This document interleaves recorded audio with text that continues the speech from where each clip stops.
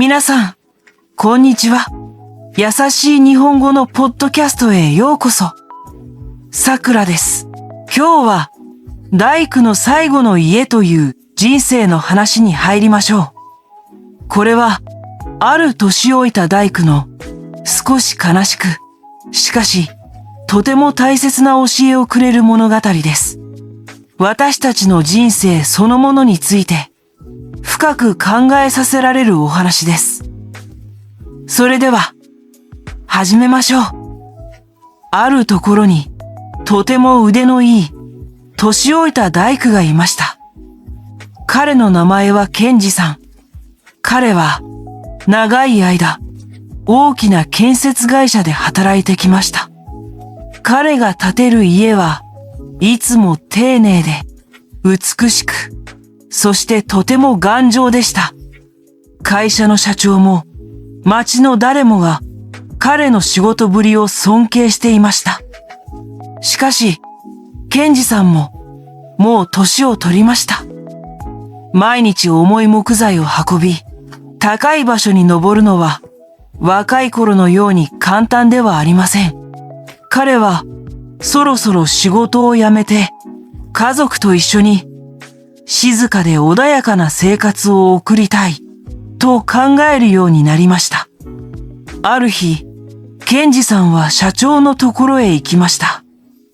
そして、自分の気持ちを正直に伝えました。社長、私はもう年を取りました。体も昔のように動きません。ですから、この仕事を辞めて引退したいと思っています。長い間、本当にお世話になりました。社長は、ケンジさんの話を聞いて、とても寂しそうな顔をしました。そうか、君のような素晴らしい大工がいなくなるのは、会社にとって大きな損失だ。とても残念だよ。でも、君が今まで、どれだけ一生懸命働いてくれたか、私はよく知っている。君の気持ちを尊重しよう。ケンジさんは、社長の言葉に感謝しました。しかし、社長は続けました。ただ、一つだけ、最後にお願いがあるんだ。君にしか頼めない仕事だ。最後にもう一件だけ、私のために家を建ててくれないか。ケンジさんは、本当はすぐにでも休みたかったのです。彼の心は、もう引退後の家族とのんびり過ごす生活に向かっていました。しかし、長い間お世話になった社長からの最後のお願いです。断ることはできませんでした。わかりました。その一件だけお引き受けします。こうして、ケンジさんの最後の仕事が始まりました。しかし、彼の心はもう仕事にはありませんでした。これが終われば、もう自由だ。その気持ちが彼の仕事への態度を少しずつ変えていきました。いつもなら一番良い木材を時間をかけて選ぶのに、彼は手近にあったあまり質の良くない材料を使いました。いつもなら釘の一本一本まで丁寧にまっすぐ打つのに、彼は見えないところでは少し雑に仕事を済ませました。彼の完璧だった技術は、急ぐ気持ちとやる気のなさで少しずつ輝きを失っていきました。まあ、これが最後の家だ。誰も気づかないだろう。彼は自分にそう言い聞かせました。彼はこの家が誰のためのものなのか、誰が住むのかを社長に聞きませんでした。ただ、できるだけ早くこの仕事を終わらせることだけを考えていました。そして、数ヶ月後、家はついに完成しました。外から見れば、立派な家です。しかし、ケンジさん自身はよくわかっていました。この家は自分が今まで建てた家の中で一番出来の悪い家だということを、彼は少し恥ずかしい気持ちがありましたが、それよりもやっと終わったという安堵の気持ちの方がずっと大きかったのです。彼は家の鍵を手に社長のオフィスへ向かいました。社長、お約束の家が完成しました。これが鍵です。これで私は今日限りで引退させていただきます。社長はケンジさんから鍵を受け取るとにっこりと笑いました。しかし、その鍵を自分のポケットには入れませんでした。社長は立ち上がると、その鍵を両手で再びケンジさんに差し出したのです。そして、こう言いました。ケンジさん、長い間、本当にありがとう。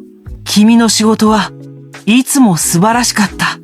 これは会社から君への感謝の気持ちだ。この家はあなたの家です。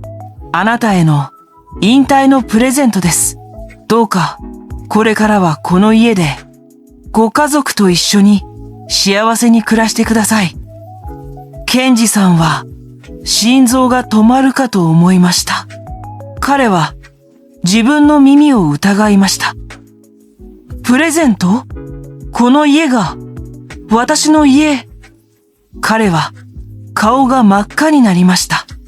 強い恥ずかしさと深い後悔が嵐のように彼の胸に広がりました。もしこの家が自分のための家だと最初から知っていたら、彼は世界中から一番良い材料を集めてきたでしょう。自分の持っているすべての知識とすべての技術を使って釘の一本一本まで心を込めて売ったでしょう。彼は人生で最高の家を建てたはずです。しかし今彼の目の前にあるのは手抜き工事で作られた彼のキャリアの中で最も出来の悪い家。そして彼はこれから一生その家で暮らしていかなければならないのです。この物語はここで終わりです。この年老いた大工は私たち自身です。そして彼が建てた家は私たちの人生そのものです。私たちは毎日自分の人生という家を建てています。釘を一本打つとき、壁を一枚作るとき、ドアを一つ取り付けるとき、その一つ一つの行動、一つ一つの選択が私たちの未来の家を作っているのです。私たちは時々、まあ今日くらいはいいか、誰も見ていないから大丈夫だろうと思って仕事や勉強で手を抜いてしまうことがあります。でもその結果は他の誰でもない未来の自分が住むことになる家になるのです。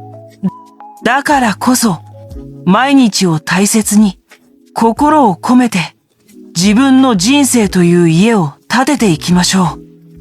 あなたが将来住むことになる家が最高に美しく頑丈で、そして幸せな家になるように。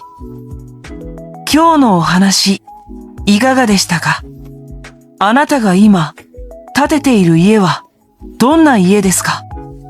それではまた次回お会いしましょう。さようなら。